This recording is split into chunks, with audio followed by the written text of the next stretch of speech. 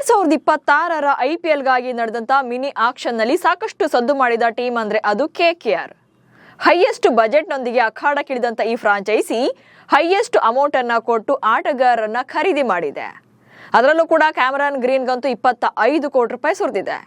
ಮತೀಶ ಪತಿರಾಣ ಕೂಡ one of the costliest player ಆಗಿದ್ದಾರೆ. So mini action ಬಳಿಕ ಕೋಲ್ಕತ್ತಾ ಟೀಮ್ ಹೇಗಿದೆ, ಅವರ ಸ್ಟ್ರೆಂತ್ ಏನು, ಬೌಲಿಂಗ್ ಅಟ್ಯಾಕ್ ಎಷ್ಟು ಡೇಂಜರಸ್ ಆಗಿದೆ, ಬ್ಯಾಟಿಂಗ್ ಸ್ಟ್ರಾಂಗ್ ಇತ್ತಾ, ಈ ಬಗ್ಗೆ ಒಂದಷ್ಟು ಡೀಟೇಲ್ಸ್ ಅನ್ನ ಈ ವಿಡಿಯೋದಲ್ಲಿ ಹೇಳ್ತೇನೆ. ನಾನು ಶಾಂತ. ನೀವು ಸುದ್ದಿಯಾನದ ಸಬ್ಸ್ಕ್ರೈಬರ್ ಆಗೋದಕ್ಕೆ ಮರಿಬೇಡಿ. ಅಬುಧಾಬಿಯಲ್ಲಿ ನಡೆದಂತ ಮಿನಿ ಹರಾಜಿನಲ್ಲಿ 6 ಅತ್ಯಂತ ದುಬಾರಿ ಆಟಗಾರರ ಪೈಕಿ 3 KKR ನಲ್ಲೇ ಇದ್ದಾರೆ. ಈ ಮೂಲಕ ಆಕ್ಷನ್ ನಲ್ಲೇ ಡಾಮಿನೇಟ್ ಮಾಡಿದೆ ಈ ಫ್ರಾಂಚೈಸಿ.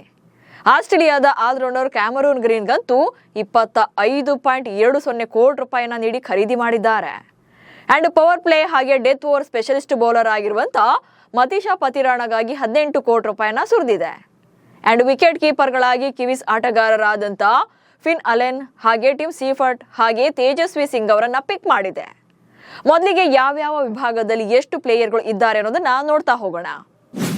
ಬ್ಯಾಟಿಂಗ್ ವಿಭಾಗದಲ್ಲಿ ಅಜಿಂಕ್ಯ ರಹಾನೆ, ರೋಮಲ್ ಪೊವೆಲ್ ಹಾಗೆ ಆಂಕ್ರಿಶ್ ರಘುವಂಶಿ, ಮನೀಶ್ ಪಾಂಡೆ ಹಾಗೆ ರಿಂಕು ಸಿಂಗ್ ಇದ್ದಾರೆ. ಜೊತೆಗೆ ರಾಹುಲ್ ತ್ರಿಪಾಠಿ ಕಾಣಿಸ್ಕೊಳ್ತಾರೆ. ದೆನ್ ವಿಕೆಟ್ ಕೀಪರ್ಗಳಾಗಿ Finn Allen, Tim Seifert, Tejasvi Singh. So ಈ 3 ಜನ ವಿಕೆಟ್ ಕೀಪಿಂಗ್ ರೋಲ್ ನ ಪ್ಲೇ ಮಾಡ್ತಾರೆ. ಬಟ್ ಅಂತಿಮವಾಗಿ ಪ್ಲೇಯಿಂಗ್ 11 ನಲ್ಲಿ ಯಾರಿಗೆ ಚಾನ್ಸ್ ಕೊಡ್ತಾರೆ ಅನ್ನೋದು ಕೂಡ ಕುತೂಹಲ ಇದೆ. ಅಂಡ್ ನೆಕ್ಸ್ಟ್ ಆಲ್ರೌಂಡರ್ಗಳಾಗಿ ಅನುಕೂಲ್ ರಾಯ್ ಇದ್ದಾರೆ, ರಮಣ್ದೀಪ್ ಸಿಂಗ್ ಇದ್ದಾರೆ, Sunil Narine, Cameron Green, Sarthak Ranjan, Daksh Kamra, Rachin Ravindra ಕೂಡ ಇದ್ದಾರೆ. ದೆನ್ ವೇಗದ ಬೌಲಿಂಗ್ ವಿಭಾಗದಲ್ಲಿ ಉಮ್ರಾನ್ ಮಲಿಕ್, ಮತೀಶ ಪತಿರಾಣ, ಹರ್ಷಿತ್ ರಾಣಾ, ವೈಭವ್ ಅರೋರಾ, ಕಾರ್ತಿಕ್ ತ್ಯಾಗಿ, ಮುಸ್ತಫಿಜುರ್ ರೆಹಮಾನ್ ಹಾಗೆ ಆಕಾಶ್ ದೀಪ್ ಕಾಣಿಸ್ಕೊಂಡಿದ್ದಾರೆ. ಇನ್ನು ಸ್ಪಿನ್ನಿಂಗ್ ವಿಭಾಗ ಕೂಡ ಇವ್ರದ್ದು ಸ್ಟ್ರಾಂಗ್ ಆಗಿ ಇದೆ. ವರುಣ್ ಚಕ್ರವರ್ತಿ ಹಾಗೆ ಪ್ರಶಾಂತ್ ಸೋಲಂಕಿ ಸ್ಪಿನ್ನಿಂಗ್ ವಿಭಾಗವನ್ನ ಲೀಡ್ ಮಾಡ್ತಾರೆ. ಸೊ ಆಕ್ಷನ್ ನಲ್ಲಿ ಬಿಗ್ ಪ್ಲೇಯರ್ ಗಳನ್ನೇ ಖರೀದಿ ಮಾಡಿದ್ದಾರೆ. ಅಂಡ್ ಭವಿಷ್ಯದ ದೃಷ್ಟಿಯಿಂದಲೂ ಕೂಡ ಬಿಡ್ ಮಾಡಿದ್ದಾರೆ. ಸದ್ಯ ಟೀಮ್ ನಲ್ಲಿರುವಂತಹ ಪ್ಲೇಯರ್ ಗಳನ್ನ ನೋಡಿದಾಗ ಬಹುಶಃ ಮುಂದಿನ ಸೀಸನ್ಗೂ ಕೂಡ ಅಜಿಂಕ್ಯ ರಹಾನೆ ಅವರ ತಂಡದ ನಾಯಕತ್ವವನ್ನ ವಹಿಸಿಕೊಳ್ಳುವಂತ ಸಾಧ್ಯತೆ ಇದೆ. ದೆನ್ ಟಾಪ್ ಆರ್ಡರ್ ಬ್ಯಾಟಿಂಗ್ ನಲ್ಲಿ ಅಲೆನ್ ಹಾಗೆ ಗ್ರೀನ್ ಇರೋದು ಪಕ್ಕಾ ಇದೆ. ದೆನ್ ರಹಾನೆ ಹಾಗೆ ಮನೀಶ್ ಪಾಂಡೆ ಮತ್ತು ರಿಂಕು ಸಿಂಗ್ ರಂತ ಅನುಭವಿಗಳು ನಂತರದ ಕ್ರಮಾಂಕದಲ್ಲಿ ಡೆಪ್ತ್ ಆಗಿ ಕನ್ಸಿಸ್ಟೆನ್ಸಿನ ತಂದ್ಕೊಡ್ಬಹುದು.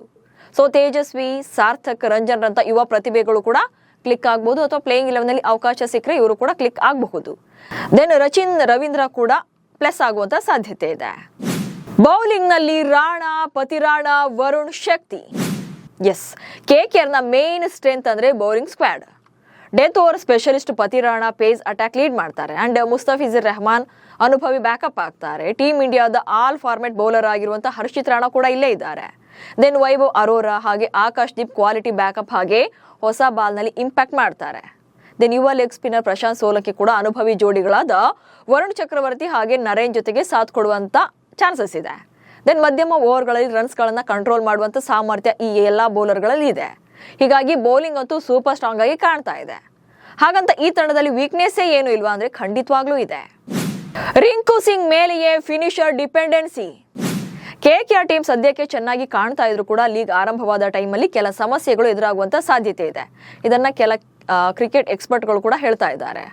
ಗ್ರೀನ್ ರನ್ನ ಕಂಟಿನ್ಯೂಯಸ್ ಆಗಿ ಟಾಪ್ 3 ಸ್ಲಾಟ್ಗಳಲ್ಲಿ ಬ್ಯಾಟಿಂಗ್ ಮಾಡಿಸಿದ್ರೆ ಮಿಡಲ್ ಆರ್ಡರ್ ನಲ್ಲಿ ರಿಂಕು ಸಿಂಗ್ ಮಾತ್ರವೇ ಬೆಸ್ಟ್ ಫಿನಿಶರ್ ಆಗಿ ಕಾಣಿಸ್ಕೊಳ್ತಾರೆ.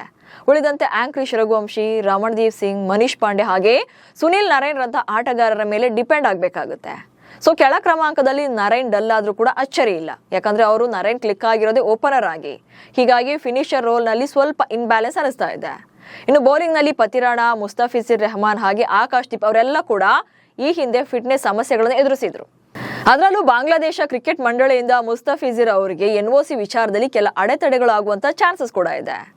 ಒಟ್ನಲ್ಲಿ ಹೈಯೆಸ್ಟ್ ಬಿಡ್ಡಿಂಗ್ ನಿಂದಲೇ ಸದ್ದು ಮಾಡಿರುವಂತಹ KKR ಲೀಗ್ ನಲ್ಲಿ ಹೇಗೆ ಪರ್ಫಾರ್ಮೆನ್ಸ್ ಕೊಡುತ್ತೆ ಅನ್ನೋದನ್ನ ಕಾದು ನೋಡಬೇಕು. ನಮಸ್ಕಾರ.